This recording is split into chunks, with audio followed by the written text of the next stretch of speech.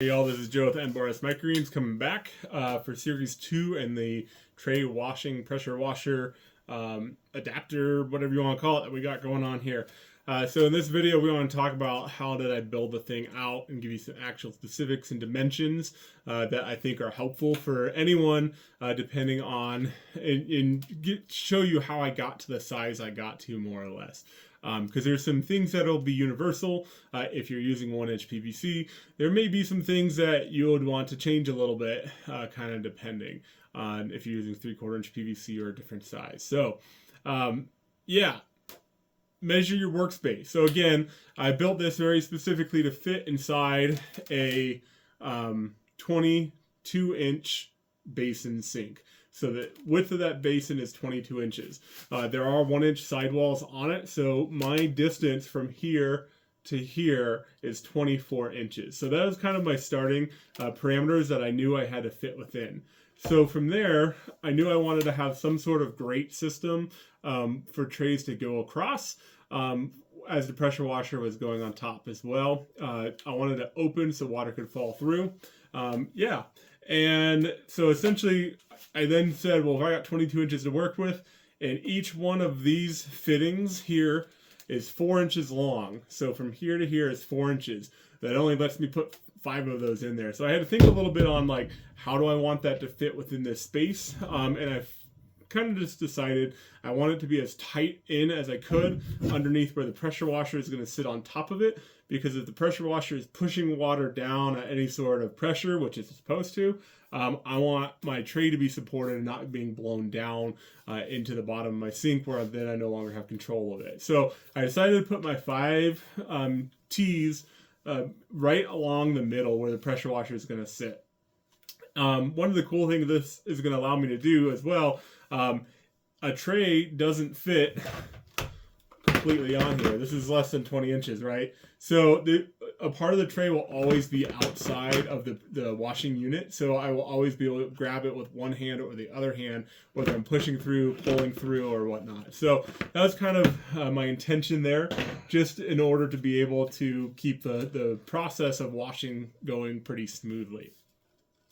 So I did use 4 5-way tees. These are all 1-inch PVC, purchased from, in the PVC was just from Home Depot.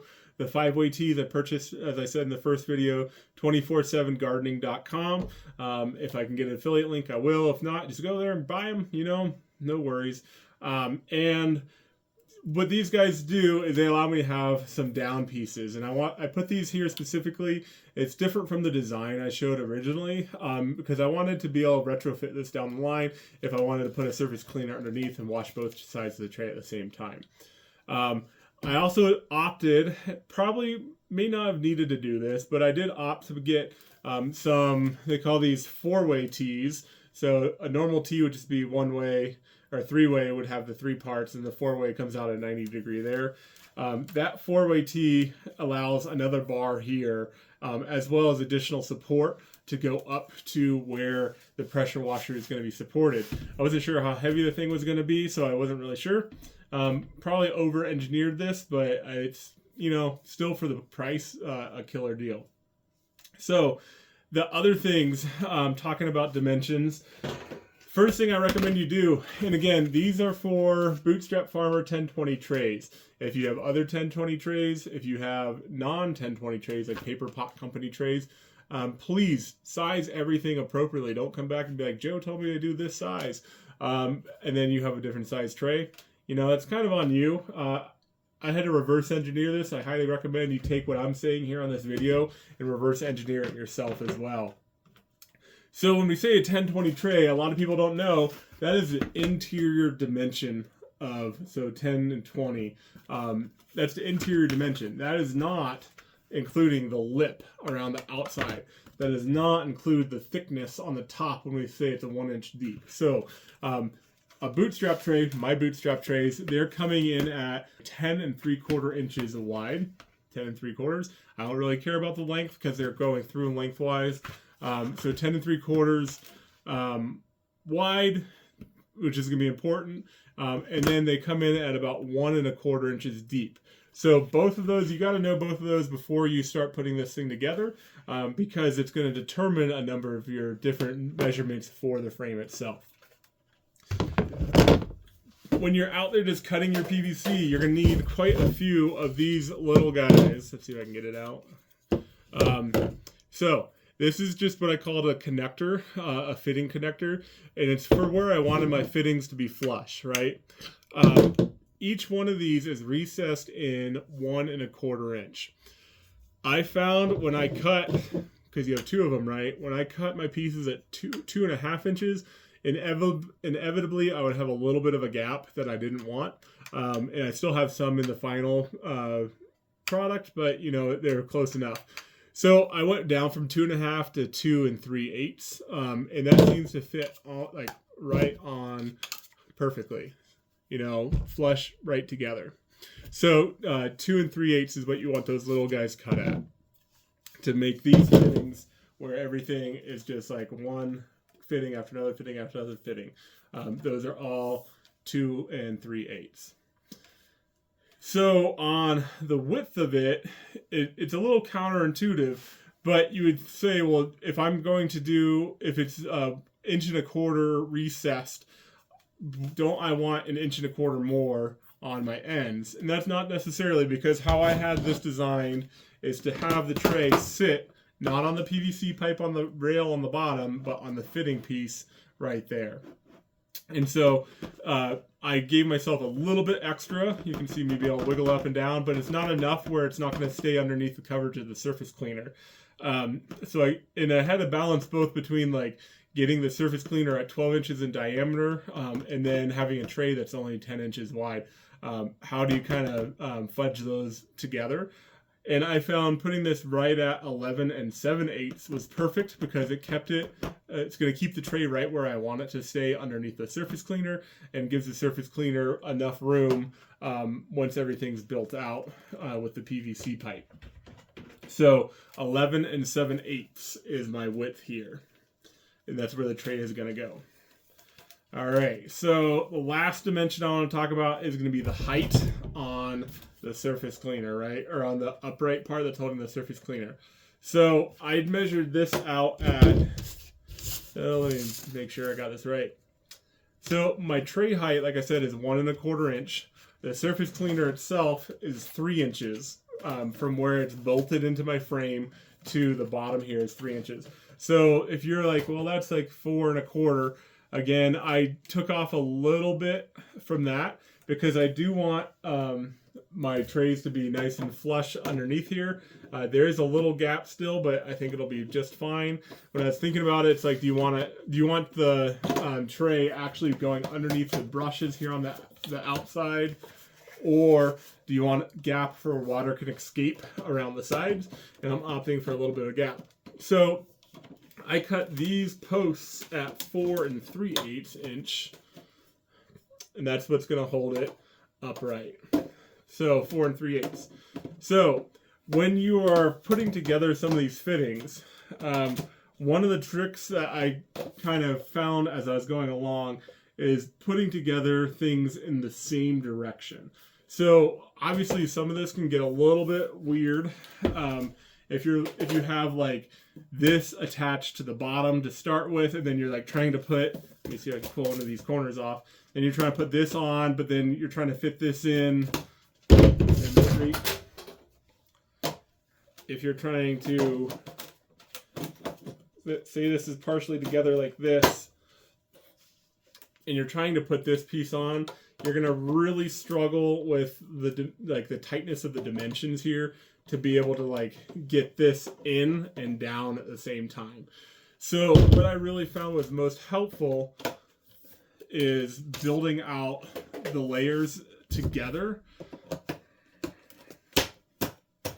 like that. So this would be one layer, has all my pipe fittings on it. This would be the other layer. And this goes for other pieces too. Like when you're putting these end pieces in, I found that a whole lot easier to put in,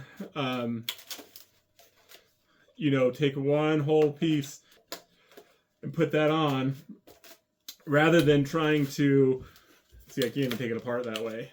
Trying to like put this in squeeze that on, bend the pipe, things like that. So it's a whole lot easier when everything is moving in the same direction at the same time. Like so. Just like building a ladder. So,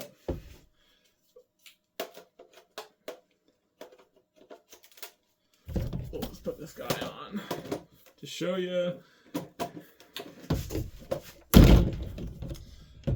Definitely easiest to line up all your holes first. Start to get them seated. Do that for both sides. Whoops. Do that for both sides, and then it's all together. So one thing I did like to do a number of times is find a flat surface where you can push it down to make sure everything is seated properly. Let's seat this down like so.